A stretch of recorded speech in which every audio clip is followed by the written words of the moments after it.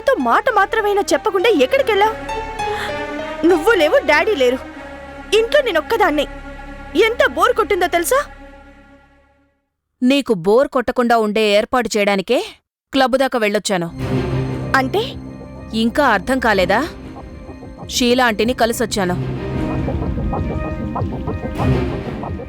వాళ్ల sister son states నుంచి వచ్చే నెలలో వస్తున్నాడట. మమ్మీ, కంగారెందుకో, అనుకున్నదే కదా. కానీ మమ్మీ, కృష్ణని గురించేగా. మళ్లీ వాడు దేశాలు పట్టిపోయాడని తెలిసింది కదా. 15 రోజులైందట, ఒక్కసారి కూడా ఫోన్ చేయలేదట. మీ అత్తగారు వాళ్ళు ఫోన్ చేసినా రెస్పాన్స్ లేదట. మమ్మీ, ఇదంతా నీకు ఎలా తెలిసింది అని మాత్రం అడక్కో. 15 రోజులు ఫోన్ కూడా లేదంటే అసలు ఉన్నాడా లేక? మమ్మీ, టెన్షన్ ఎందుకే? అలాంటి వాడు ఉన్నా ఒకటే, పోయినా ఒకటే. నా మాట విని ఇక వాడి గురించి పూర్తిగా మర్చిపో. ఆ ఎన్ఆర్ఐ సంబంధం ఉందే, మిస్టర్ శశాంక్, అతగాడితో ఇక్కడికి రాకముందే చాటింగ్ మొదలుపెట్టు. మెల్లిగా నీ గ్రిప్లోకి తెచ్చుకో. ఇండియాలోకి అడుగు పెట్టి పెట్టగానే నీ కొంగు పట్టుకుని తిరిగేలా చేసుకో. ఏంటి, ఇంత మంచి న్యూస్ చెప్తే మొహం అలా పెట్టావేంటి? ఏం లేదు. ఒక్క మాట చెప్తాను, గుర్తుంచుకో. ప్రేమ, పెళ్లి, బంధం ఇలాంటి సెంటిమెంట్స్లో చిక్కుకుంటే లైఫ్లో ముందుకెళ్లడం చాలా కష్టం. నీ మంచిని కోరేదానిగా, నీ తల్లిగా చెప్తున్నాను. కృష్ణని సెలెక్ట్ చేసుకోవడం నువ్వు చేసుకున్న మొదటి తప్పు. అతగాడితో లైఫ్ నీకు కంఫర్టబుల్గా లేదని తెలిసా కూడా ఆ రిలేషన్ని ఇన్నాళ్లు కంటిన్యూ చేయడం రెండో తప్పు. భార్యగా నిన్ను ప్రేమగా చూడకపోగా నీ గొంతు పిసికి చంపడానికి ప్రయత్నించిన వాడి గురించి ఇంకా ఈ క్షణం దాకా ఆలోచించడం మూడో తప్పు. ఈ తప్పులన్నిటినీ సరిదిద్దుకోవాలి అంటే ఒక్కటే దారి, ఆ కృష్ణకి డైవోర్స్ ఇవ్వడం. మిస్టర్ శశాంక్ని నీ మనసులోకి ఆహ్వానించడం. ఓకేనా?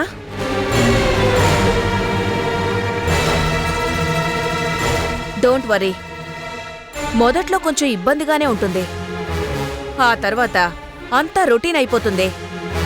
1 ఇయర్ తర్వాత వెనక్కి తిరిగి చూసుకుంటే నీ కొత్త లైఫే పాత లైఫ్ కన్నా 100% బెటర్ అనిపిస్తుంది. Relax, just relax.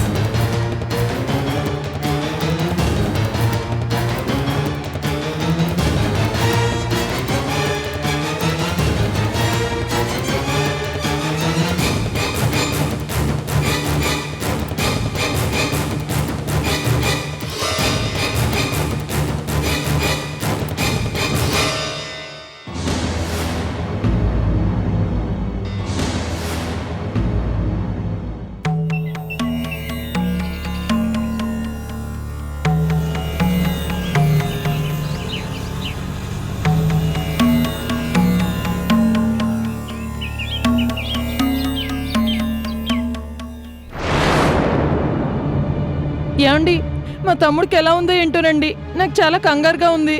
ఊరుకోవే, వాడికి ధైర్యం చెప్పాల్సి నువ్వే ఇలా కంగారు పడితే వాడింకా భయపడిపోతాడు. ఇదిగో, నువ్వేం టెన్షన్ పడకు, పదా.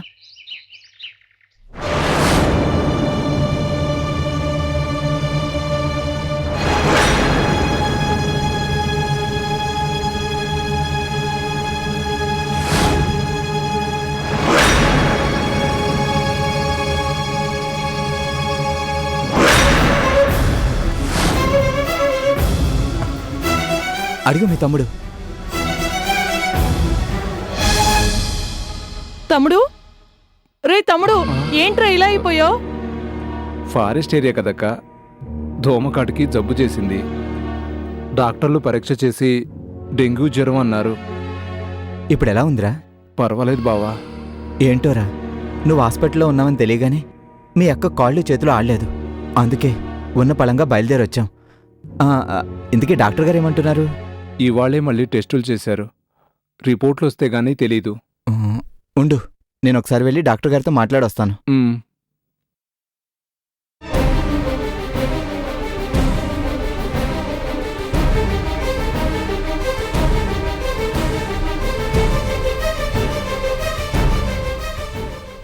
ఈ టాబ్లెట్స్ రెగ్యులర్ గా వాడండి. డాక్టర్, మీతో కొంచెం మాట్లాడాలి. 5 మినిట్స్ వెయిట్ చేయండి. అలాగే డాక్టర్. నర్స్, నర్స్, ఈమె కోసం ఇంకా ఎవరు రాలేదా? రాలేదు డాక్టర్. ఎవరొస్తారు? వెనక ముందు ఎవరు లేని అనాథ కేసు కదా. ఊరు తెలీదు, పేరు తెలీదు.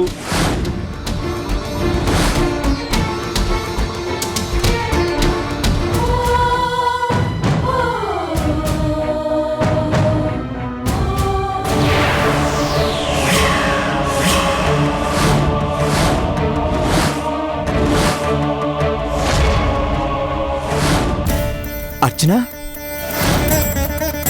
డాక్టర్, ఈమె ఈమె మీకు తెలుసా? బాగా తెలుసు. ఈమె పేరు అర్చన, నా ఫ్రెండ్ భార్య. కానీ తనిక్కడ ఈ పరిస్థితుల్లో. నిజంగా బ్యాడ్ లక్. కొన్ని రోజుల క్రితం ఇక్కడ దగ్గరలో ఉన్న కొండ దగ్గర తీవ్రమైన గాయాలతో కొనప్రాణంతో కొట్టుకుంటూ ఈమె కనిపిస్తే చూసిన వాళ్ళెవరో జాలిపడి ఈ హాస్పిటల్లో చేర్చారు.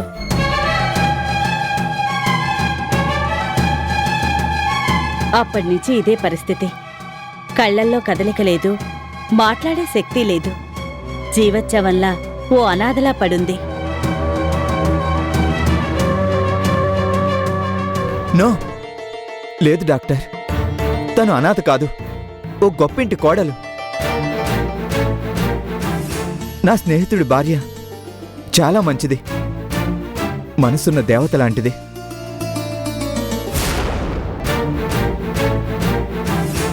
ఇన్నాళ్ళు అర్చన ఈ లోకంలోనే లేదని అందరం అనుకున్నాం.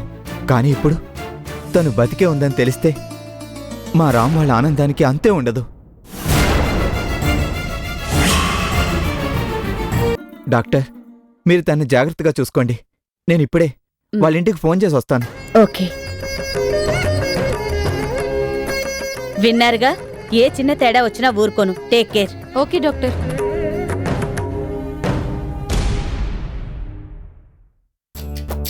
ఇంకా నయం, దిక్కుమొక్కు లేందని ఈదిలోకి తరిమేశాం కాదు, గొప్పింటి కోళ్ళట. జాగ్రత్తగా చూసుకుంటే చిల్లర డబ్బులు బాగానే రాలతాయి. డబ్బులు కాదు, ఎక్కువగా మాట్లాడావంటే డాక్టర్ గారి చేతిలో నీ పళ్ళు రాలుతాయి. జాగ్రత్త. రా, బెడ్ షిఫ్ట్ చేద్దాం. ఆ.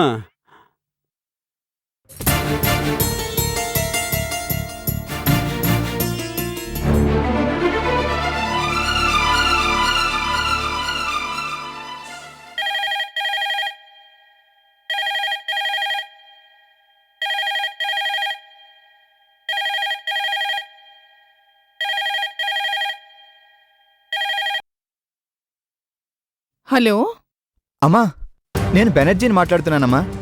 చెప్పు బెనర్జీ. ఏంటి? ఏంటంటారేంటమ్మా, అద్భుతం జరిగింది. అద్భుతమా? ఏమిటి నువ్వు చెప్పేది? నిజమమ్మా, మీ కోడలు అర్చన బతికే ఉంది.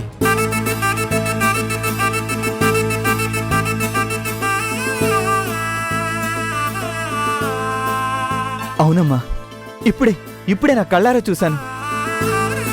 ఏంటయ్యా నువ్వు అనేది? అర్చన బ్రతికే ఉందా? అవునమ్మా, ఆ రోజు కారు ప్రమాదంలో అర్చన చనిపోలేదట. కొన ఊపిరితో కొట్టుమిట్టాడుతుంటే ఎవరో పుణ్యాత్ములు చూసి ఇక్కడ దగ్గరలో ఉన్న హాస్పిటల్కి తీసుకొచ్చి జాయిన్ చేశారు. నా బావమర్దిని చూడాలని నేనొస్తే అర్చన కనిపించింది. ఎంతటి శుభవార్త చెప్పావయ్యా. ఆరిపోయిందనుకున్న మా ఇంటి దీపం వెలిగే ఉందా? అర్థాంతరంగా వెళ్ళిపోయిందనుకుంటున్న మా ఇంటి మహాలక్ష్మి ప్రాణాలతో ఉందా? ఎక్కడా?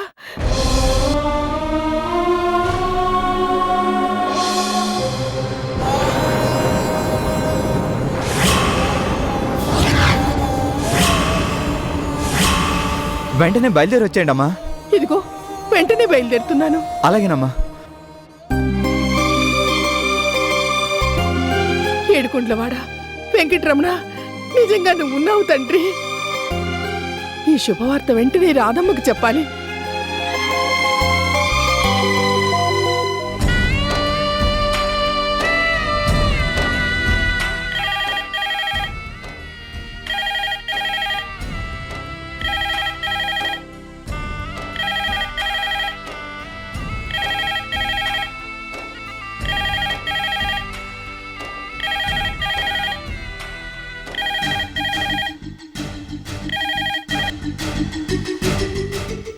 ఎవరు? రాధమ్మా, నేను అన్నపూర్ణను. మీరా? చెప్పండి. చెప్పడం కాదు రాధమ్మా, నీకు అద్భుతాన్ని చూపిస్తాను. వద్దు, నాకేది చూడాలని ఆశ లేదు. నా బిడ్డే ఈ లోకం నుంచి వెళ్ళిపోయాక తప్పు రాదమ్మా. ఇన్నాళ్ళు మనం అనుకున్నట్లుగా మన అర్చన చనిపోలేదు, బ్రతికే ఉంది. ప్రాణాలతోనే ఉంది.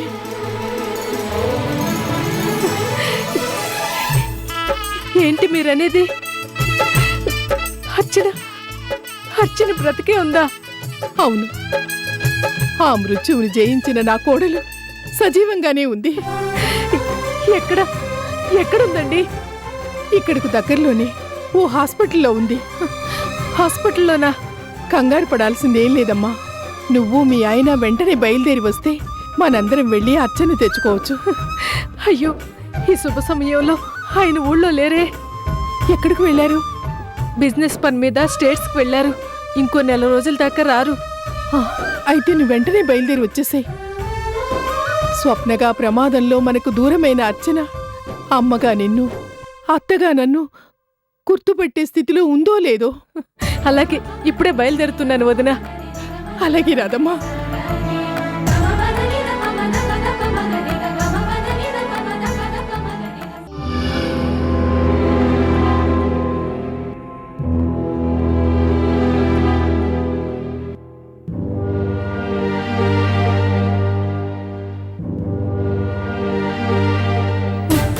బెనర్జీ, ఎక్కడయ్యా నా అర్చన? రెండమ్మా, చూపిస్తాను.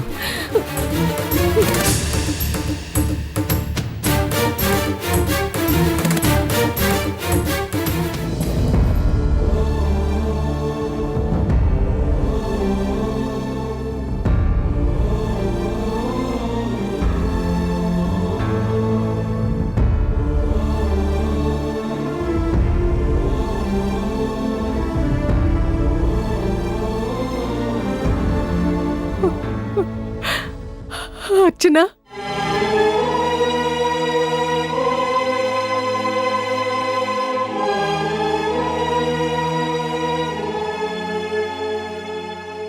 అమ్మా అర్చన. మిస్టర్ బెనర్జీ, ఎవరు వీళ్ళు? డాక్టర్, ఈమె అర్చన అమ్మగారు, ఈమె అర్చన అత్తగారు. ఓ ఐ సీ. డాక్టర్ గారు, నా బిడ్డకి ఏమైంది డాక్టర్ గారు? చెప్పండి డాక్టర్ గారు, నా కోడలికి ఏమైంది? ఒంటి నిండా దెబ్బలతో స్పృహలేని ఈవిని ఎవరో తీసుకొచ్చి చేర్పించారు.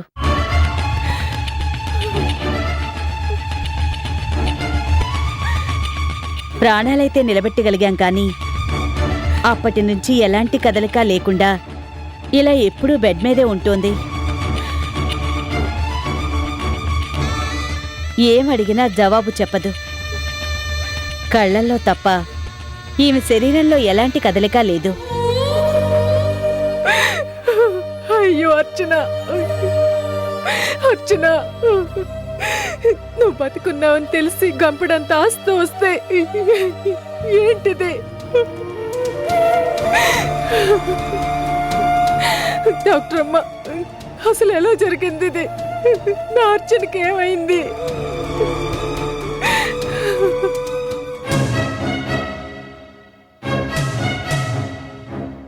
మీకేం చెప్పాలో ఎలా చెప్పాలో అర్థం కావడం లేదు. ఆ రోజేదో అద్భుతం జరిగి ఈమె ప్రాణాలతో బయటపడినట్టే మరేదో అద్భుతం జరిగితే తప్ప ఈమెలో చలనం రాకపోవచ్చు.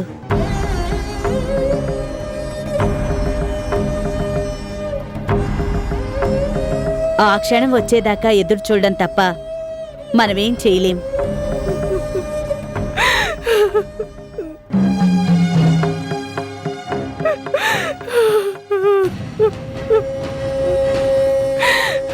అయ్యో భగవంతుడా, ఏమిటయ్యా ఈ అగ్ని పరీక్ష? ఈ లోకంలో ఉన్న బాధలు కష్టాలు అన్నీ నా బిడ్డకే రావాలా? ఎలా ఉండేది ఎలా అయిపోయింది? ఎందుకు? ఏం పాపం చేసిందనయ్యా నా బిడ్డని ఇలాంటి స్థితికి తీసుకొచ్చావు?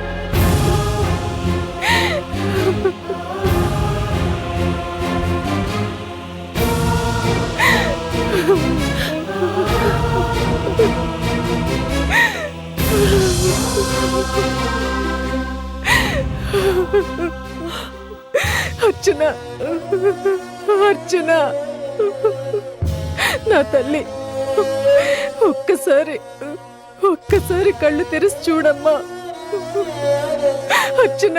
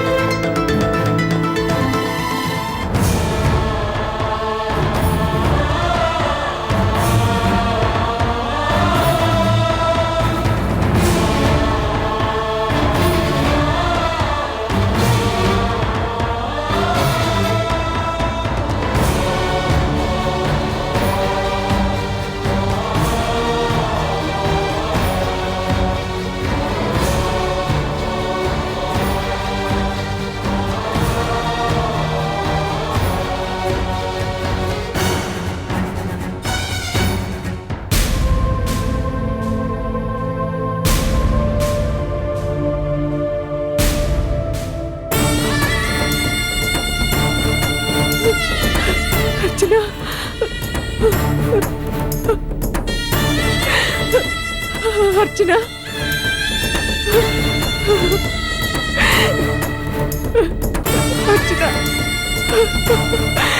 అర్చన, అమ్మా,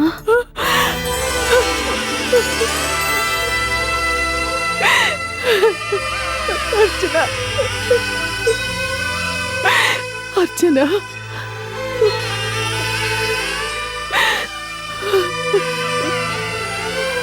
అత్తయ్య,